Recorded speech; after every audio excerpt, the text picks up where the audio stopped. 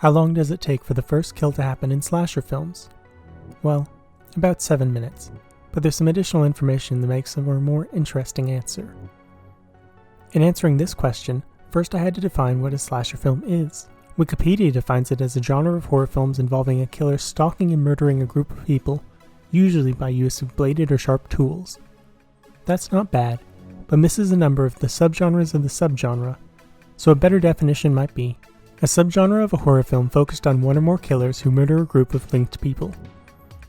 Still doesn't cover everything, but it's fairly concise and gets 90% of the cases.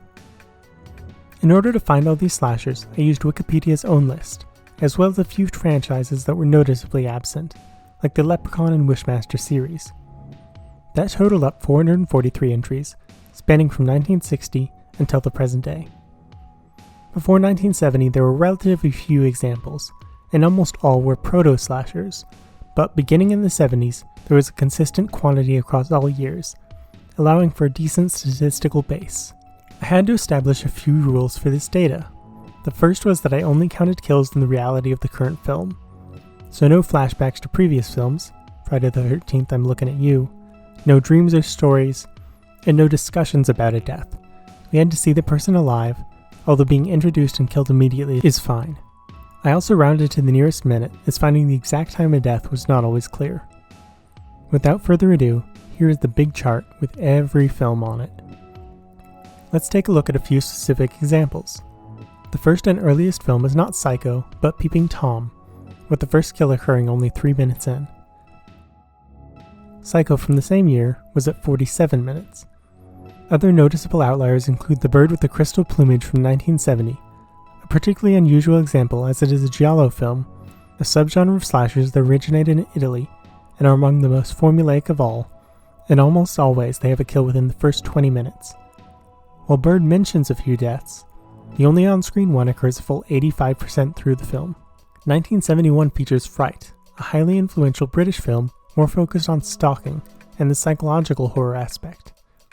His first kill is a relatively dull struggle, however, and occurs over an hour into the film.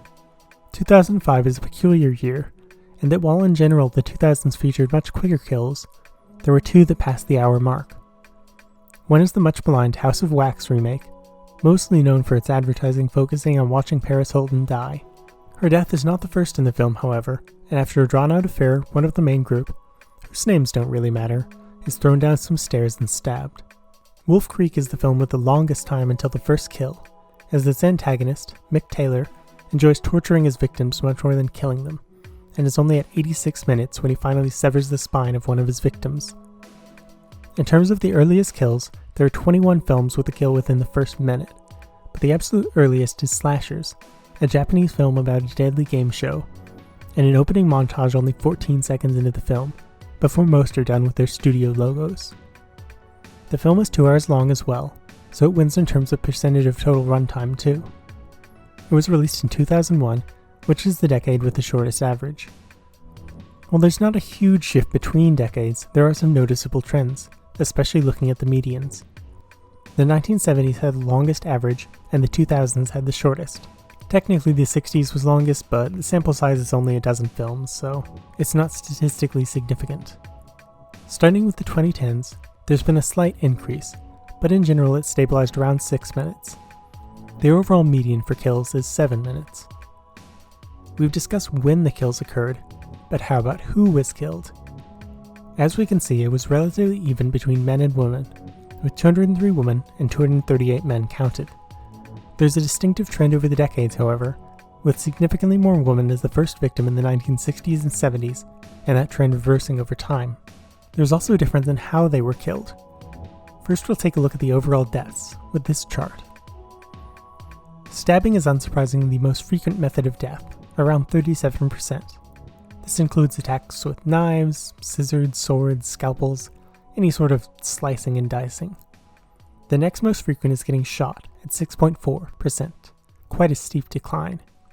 After that, about 5.5% are unknown, where the body turns up dead in an off-screen kill, and an exact method of death can't be determined. Other methods with similar percentages are falls, bludgeoning weapons, axes, and death by car. When we split this by gender, however, there is a significant change. Men are only stabbed 30% of the time, whereas women are stabbed 47%. A lot of the difference is men falling down or being shot, but it's fairly evenly spread out into the different categories. Now let's take a look at the changes in kills over the decades. The 1960s is a pretty basic chart, which makes sense given the limited number of films.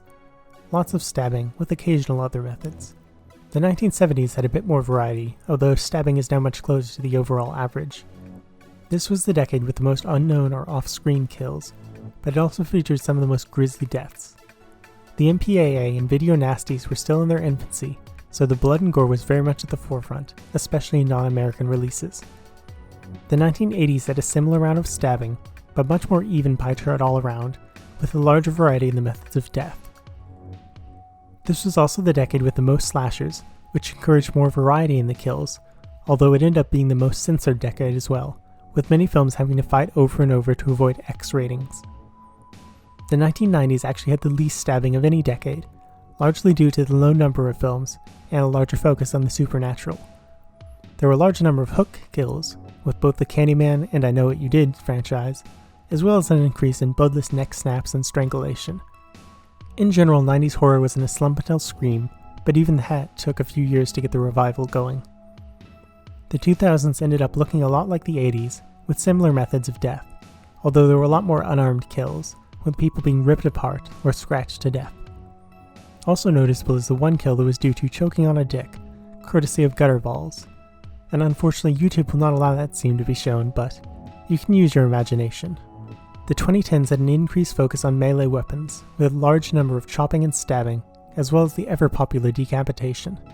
Much fewer off-screen kills as well, and in general an increase in blood and gore. The 2020s are still early on, but with limited data available, it seems like a return to classic slashers, with lots of stabbing and power tools. With that said, we can take a look at franchises and where they line up compared to the averages. Franchise here means 4 or more movies, including remakes. Looking at them all lined up, with Nightmare on Elm Street at the top with an average 30 minutes until the first kill, and Wishmaster and Wrong Turn tied at 5 minutes. Did you know there are 11 Children of the Corn movies? That's almost as many as their Friday the 13th films, which surprisingly come in 4 minutes above average with a median of 11.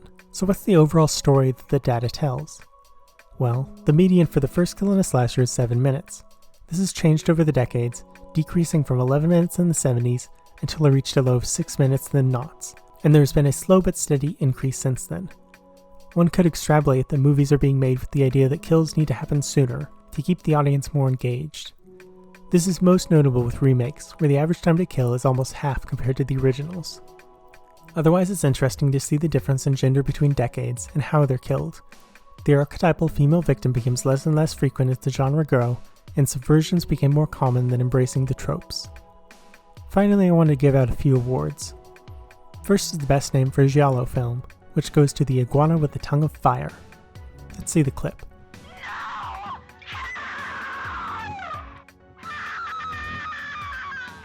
Wonderful. Next is the most unique kill, which will have to go to Wishmaster 2, where a man wishes he was never born, and it's granted. The most alliterative title goes to The Curious Case of the Campus Corpse. Finally, the best first kill in the slasher is the Texas Chainsaw Massacre.